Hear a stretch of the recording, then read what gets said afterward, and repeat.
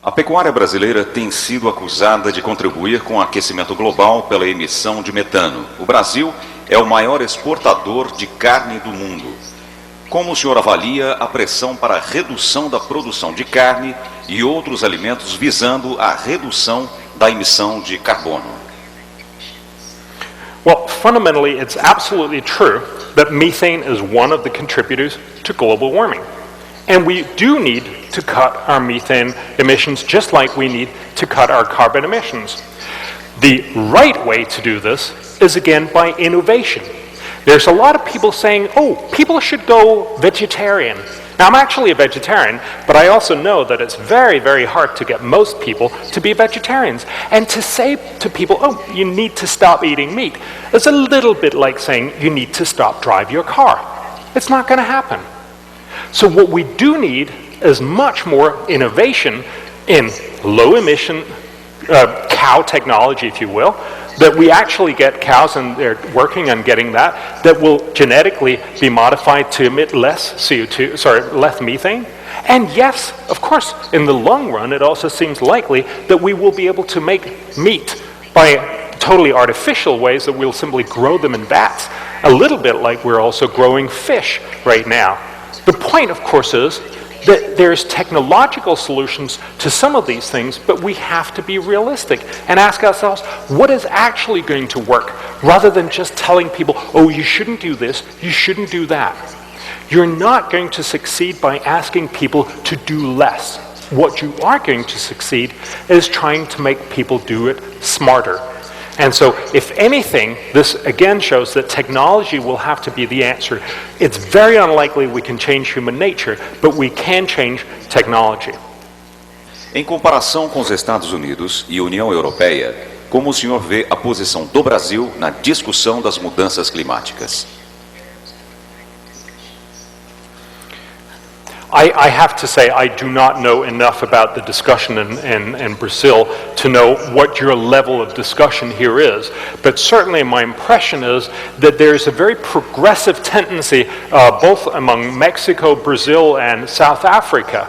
And one of the points that I at least want to emphasize is, let's look at South Africa, which I know a little more about, is that it comes at a cost. South Africa has been trying to limit its carbon emissions quite dramatically, and what we're seeing is a lot of blackouts, that they cannot actually support their industry and their mining industry, the stuff that will make them richer. So if I have a message to Brazil, it would be to make sure that you don't get your good intentions so far ahead of yourselves that you forget that the likely outcome is that you want to make your people better off while improving technology. So again, if Brazil could be a positive force in stopping our conversation about, oh, we're going to cut carbon emissions by 20 or by 30 or by 40% in X number of years, but instead starting talking about how do we actually increase the technology, research and development into these technologies, that would help the world much, much more. So fundamentally, this is about not, again, showing our goodwill, but about doing real policy that will have an impact. So if Brazil would be one of the people, or one of the nations saying, we don't want to cut our carbon emissions first and foremost, we want to increase our research and development into green energy technology, because ultimately that is what's going to force the rest of the world to eventually switch to zero carbon energy. That's the way forward, and I hope certainly that this kind of discussion that we're having today will help us move forward on that account. Don't you think the real point of global warming alarmists is to seize and control third world natural resources through UN regulations? Is there a totalitarian state project behind their intentions? I have a hard time believing that there's sort of a vast scale conspiracy in this sort of regard. Let's remember that whenever there's a project, especially a project that involves hundreds of billions of subsidy money, a lot of people will latch on. And of course, some organizations definitely have as their purpose to increase the power of the UN of course, and likewise there's lots of people who would like to see some way of getting lots more money. We see that with GE, they're trying to get a lot of subsidy money. We see that in Germany and many other places, and clearly there's also some who would like to see, for instance, the might of China being stopped, and one of the ways to do that is by starting to talk about global warming and saying you can't increase your CO2 emissions, or if you do, we're going to tax you on your imports, which is what France just tried to do. And France obviously not being one of the leading free marketeers in the world, that would seem reasonable that those are parts of the argument. But let's be real. This is fundamentally, and certainly when I speak to most of the people arguing for global warming, they honestly and sincerely believe this is an important issue. I don't think they're playing around. I think they want just as much as everyone here to do good for the world. And the answer is, instead of talking about possibly illicit and implicit motives, let's just talk about the very stated and obvious motives. They want to do good, we want to do good. Let's talk about how do we do that most effectively. And the conclusion very clearly from both the science but also the economics and certainly the politics of this is that the current way of dealing with climate change spends a lot of money, does very little good, and very often doesn't even get implemented. Fundamentally, that approach has been losing for the last 18 years, and it seems to be losing in the indefinite future. Why don't we try something that's smarter, cheaper, and more effective? That, I think, is the answer to get through to most people and actually engage them on their good intentions. If you want to do well for the world, why on earth would you want to follow a failed strategy? Why wouldn't you want to do something that actually does work? Duas perguntas em uma só. Quais são os interesses por trás das notícias alarmantes sobre mudanças climáticas e como o senhor avalia as últimas notícias sobre manipulação de dados pelo IPCC?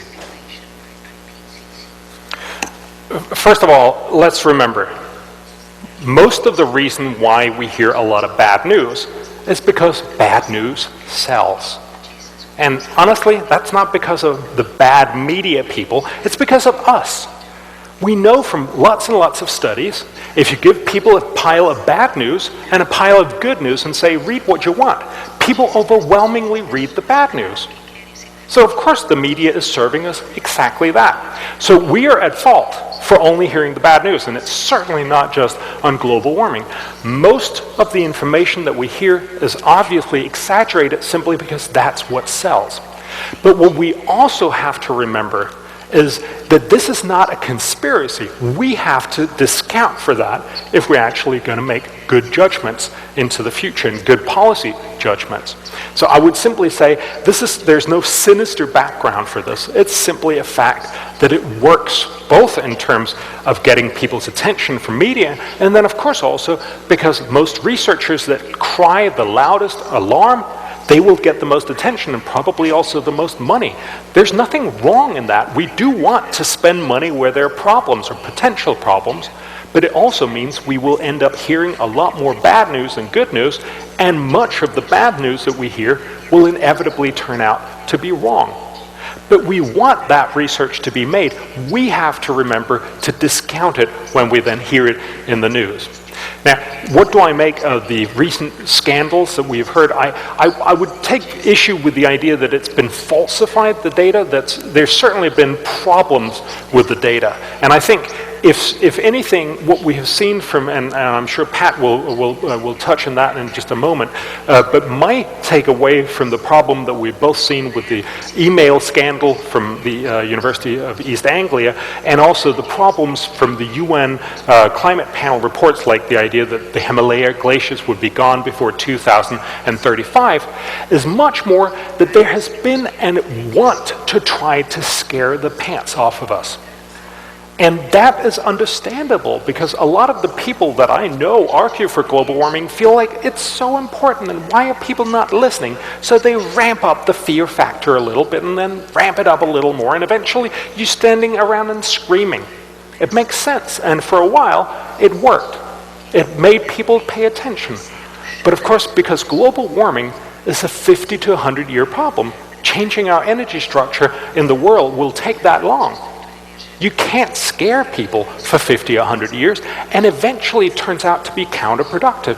You move from a place where everybody screams and everybody are over-worried to a place where everybody says, oh, it's all just made-up stuff, and people end up being under-worried. We've actually seen that very clearly in the opinion polls, that people are moving away, and rapidly away, from worrying about global warming.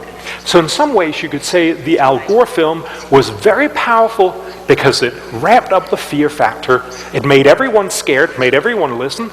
But ultimately, Al Gore is in the way of making a good policy decision because that fear has turned on itself and now nobody cares. That, I think, is much, much worse than the potential, I would say, rather smallish problems in the UN climate panel. Yes, they have not done as they should. Yes, there has been breaches of policy, and there's certainly been some problems. But fundamentally, the science is still fairly clear that if you put in more CO2, you're going to see more temperature rise.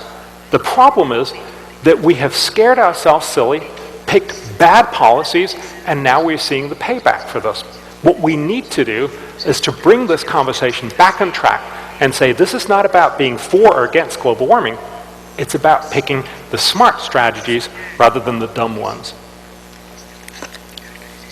Don't you think that Brazil has more preservation works and Brazilian farmer who are preservating deserve to be paid about environmental services?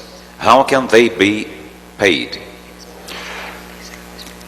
It's very clear that if you're a farmer in Brazil, you would love to be able to get paid for your services for the world. And now there's nothing wrong in that per se. We do want to find a way to make sure that it pays to do the environmentally right thing. The problem, I think, is very often that we end up having very large bureaucratic schemes to do fairly little good, and we end up with a lot of gaming of the system, if you will.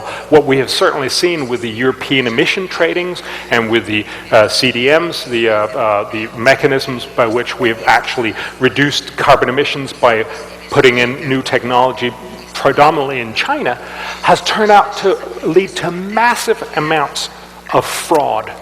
Both directly, simply making up stories, but also a lot of dodgy reporting and a lot of dodgy accounting that probably means that somewhere between 1/3 and 2/3 of all the reductions that we have seen turned out not to be true. And so we have to be careful in order to try to maximize the individual farmer to take care of the environment, that we don't end up setting up a scheme that will mainly enrich a lot of investors, making up a lot of false schemes, and essentially costing the world a lot without doing something about the environment. So I don't know how to incentivize the individual farmer in Brazil rightly, and I would imagine there are many more people here who would be much more knowledgeable. I simply want to make sure that before we engage in such a scheme, that we recognize there's a good chance that this is going to cost a lot more, simply because we'll have a lot of scheming, a lot of gaming of the system, and a lot of corruption involved in such a scheme. So by all means, try to do it, but do it very, very carefully, and make sure that you don't actually just allow everyone to, again, make a lot of money on doing virtually no environmental good. Não somente no âmbito das mudanças climáticas, os problemas ambientais nos mostraram que o modelo atual de desenvolvimento não deu certo socialmente e ambientalmente. O senhor realmente acredita que ações como aumento do uso do ar-condicionado, com maior consumo de energia elétrica, e construções mais seguras contra furacões, beneficiando sempre os mais ricos, são as soluções para os impactos causados pelo aquecimento global? I'm very happy that we have this sort of very fundamental question, and let me try to take it in the spirit that was asked. First of all, the questioner asks, isn't it obvious that the world is on a path of unsustainability? This will not work. Certainly that's our impression. That's how we feel that the world, we're hurling towards a place that cannot end well. But it's not true, right? I mean, look around you. Wouldn't you rather be born today than 20 or 40 years ago? Well, sorry, you probably were born 20 or 40 years ago, but wouldn't you rather have been born into the world so that you would actually enjoy the benefits of today rather than even 20 or 40 years ago? And all our experiences, certainly all of our data points, point to a world where we will be better able to make sure that people live longer, that they're better educated, that they have more access to most basic health care and to education, to virtually everything that matters to human lives. So in every objective, measurable aspect, the world has been getting better, and it's likely to continue to get better. Certainly when we look at hurricane impacts and malaria impacts, let's just remember that by 2080, we expect malaria, for instance, to be functionally gone. Why? Because people will be rich enough to actually avoid malaria everywhere, even in sub-Saharan Africa. So let's remember that most of the indicators tell us this world will be a much, much better place. Now, this does not mean that there are no environmental problems. There definitely are. And this does not mean that global warming will not be a worse problem in 50 or 100 years. It will be. But my question to the questioner, and I don't know who that is twofold. First of all, if we really mean that we worry about people that are dying from heat deaths, why is it we want to help them very, very inefficiently rather than efficiently? If we really worry about people dying from malaria, why is it we want to help them very inefficiently rather than efficiently? So I'm simply stating the obvious. If you want to help people not die from heat deaths, it's about making their circumstances cooler. That you do technologically, either through air conditioning or you do it through making cooler cities, putting more water features, forest, greenery, or paint some of the city white. Yes, I do believe that if we care about heat deaths, that is the right way to go. But the second problem of the question, the implicit question, is why don't we cut carbon emissions right now? I understand that sentiment. A lot of people feel, but we got to do something. But we have tried that approach for 18 years, and it's failed for 18 years. What I do not understand is, if you care about the future, if you care about global warming, why is it most people keep on saying, let's follow the same failed strategies that are way too expensive, that don't work, and that probably won't be implicated in policy? Why is it we keep following those? If you really care about global warming, you should be investing dramatically more in research and development. So fundamentally, I disagree with the question on those 3 points. The world has been getting better, and it likely will get better, but this does not mean there are no problems. Secondly, if you care about, for instance, heat deaths, you've got to tackle heat deaths and not just make the politically correct statement. And thirdly, if you actually care about global warming, you have to follow a strategy that will work, that's cheap, and will actually have a dramatic impact, namely investing in research and development, and not just one that makes us feel good, one that every politician can go up and pontificate about, but not actually do, namely the current strategy of promising carbon cuts, but not actually delivering. Encerramos aqui as perguntas e respostas. As perguntas que foram enviadas com o nome, elas serão respondidas por escrito aos senhores. Uma salva de palmas, o nosso agradecimento ao senhor Bjorn Lomborg pela sua palestra. Thank you.